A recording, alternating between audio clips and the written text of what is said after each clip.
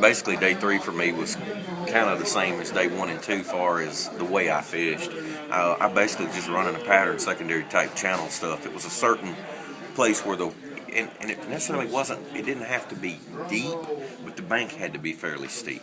It had to go from, say, 0 to 6 fairly quickly, seemed to be the key places.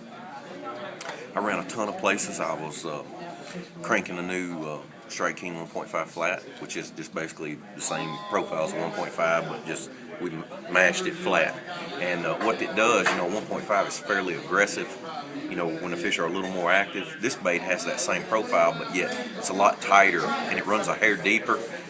Bait probably runs 6 to 8 foot. Probably could get it to 8. I was throwing 12. It probably stayed 6 to 7 foot, the deepest on 12-pound fluorocarbon, and just parallel. That seemed to be the whole key. Was I never caught one that I can remember throwing to the bank.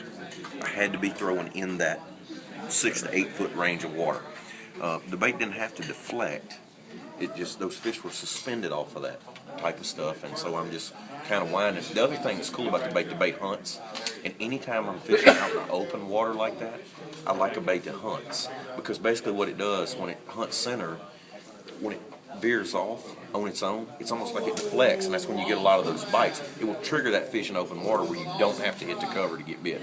I like it over grass and that type of situation where I'm not, I'm winding the bait over the fish, and I could tell that was the whole deal, because a lot of them I could tell they would get it close to the boat. They were all suspended off of those places.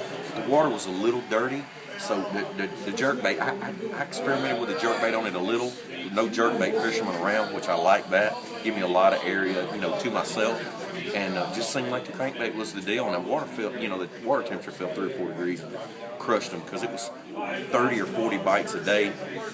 Really putting the trolling motor down and covering some water. And what ended up being my best day was like 12 bites, 7 bites yesterday, and 8 bites today. Which still, number-wise, that's not a bad number of bites with conditions, but it just really knocked the size. I just wouldn't catch. I caught females, but just catching them big hammers like I caught in practice.